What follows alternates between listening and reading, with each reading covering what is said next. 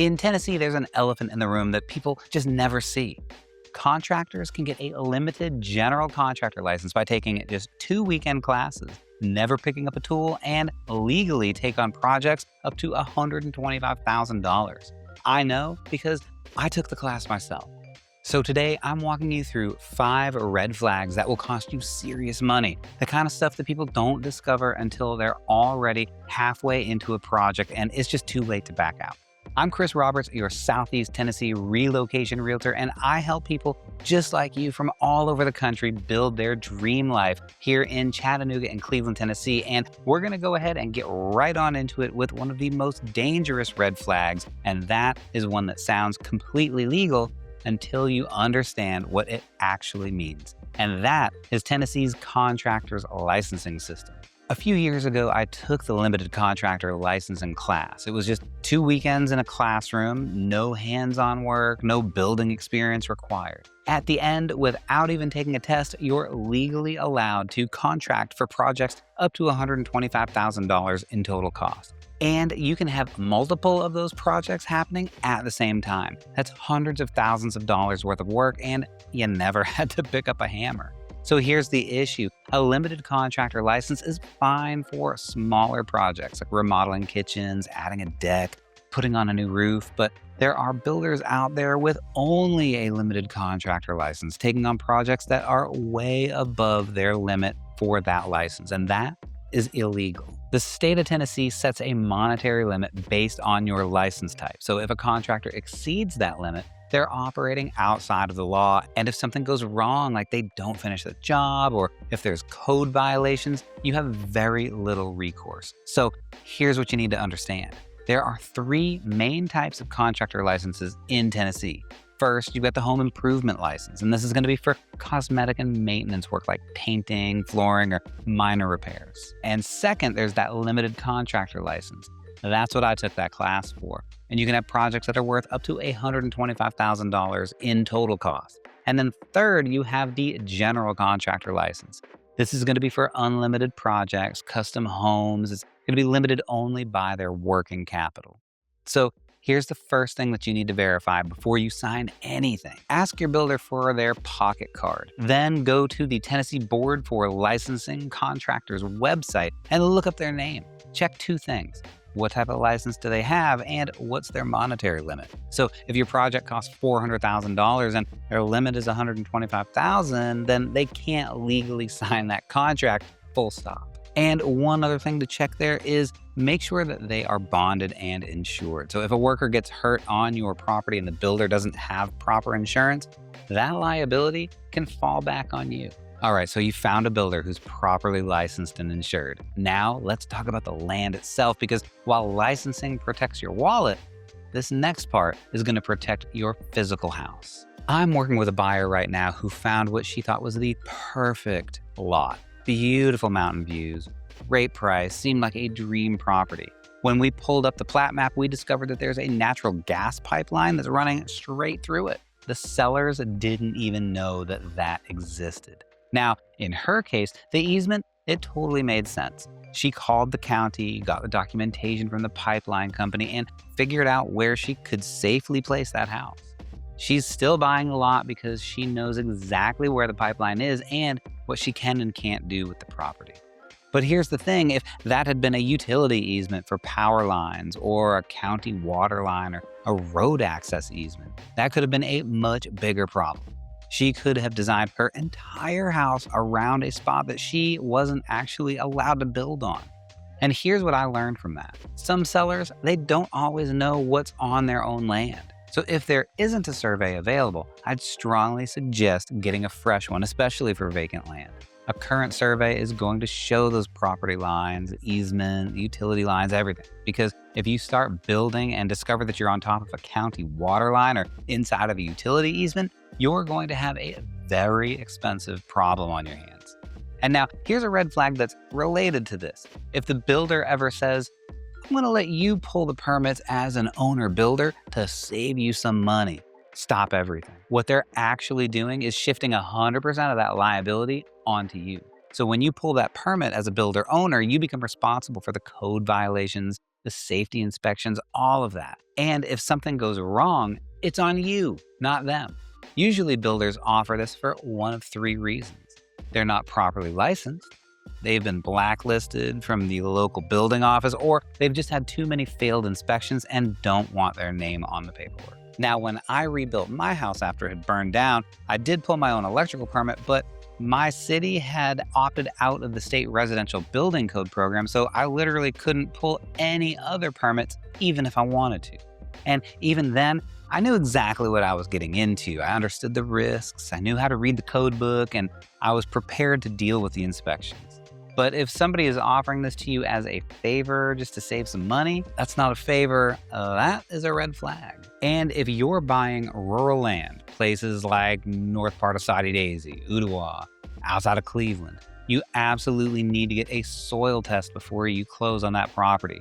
This soil and perc test is going to measure how fast the water drains through the soil. So if the soil won't percolate, if it's too rocky or if it's all really heavy clay, then the state is not going to give you a septic permit. And no septic permit means no bathroom, and no bathroom means no house. I've heard of people buying land at an auction thinking that they got a steal of a deal, only to find out that they had just bought a very expensive campsite that they can't even live on. All right, so you've verified the builder's license, you've gotten a survey, you've done the perc test. Now let's talk about something that a lot of people don't even think about, and that is the geology of Southeast Tennessee. And I promise this won't be boring. Southeast Tennessee, along the Tennessee River watershed, sits on what is called karst topography. That's a geological term for limestone bedrock and is prone to sinkholes. And this is a real consideration around here, especially as you start trucking up a little bit north into some of these smaller towns, and it could require a deeper look. What happens is, over time, water dissolves that limestone underground, creating voids and caves. And if those voids collapse, then you get a sinkhole. Sometimes they're small, sometimes they're huge, like the Lost Sea up in Sweetwater, or countless caverns that we have here in Eastern Tennessee. Here's what to watch out for: a lot that looks suspiciously flat in a really hilly area, or one that's priced like 30 or 40% below everything nearby. Sometimes, and this has definitely happened, developers or landowners will fill in old sinkholes with whatever they've got lying around, like tree stumps, construction debris, loose dirt, and then they're just going to cover it with some topsoil and sod, and it looks perfectly fine. But if you build your dream home on top of that, your foundations are going to start cracking within just a few years. The fill is going to settle, the house is going to shift, and suddenly you're looking at tens of thousands of dollars in foundation repairs. This is why you need, at a minimum, a surveyor who knows how to spot depressions and irregularities in the soil. You don't want to discover foundation problems after you've already poured the slab and framed the house. You want to know about them before you ever break ground. All right, here's a red flag that's super easy to miss but can completely derail your plans, and that's deed restrictions. Deed restrictions are different from zoning. Zoning is going to be what the city or county says that you can do on your land, and deed restrictions are what the original developer said that you can do, and they can be decades old. You might find land where zoning allows for agricultural use, outbuildings, or whatever you want. But then you read the deed restrictions from like 1985 and discover that they say no metal buildings, or a minimum square footage of 2,500 square feet, or no commercial vehicles parked on the property. Now, those restrictions typically will have a timeline on them for when they would automatically renew for another 5 or 10 years, unless the neighbors all get together and get rid of them. So it's worth checking to see if that timeline is in place, what that automatic renewal is, and maybe see if the neighbors know about it. Just be sure to check those restrictions before offering on a property, because I don't want you to get stuck with land that you can't use how you want to. And while we're talking about things that can go wrong with land, we need to talk about this land scam epidemic.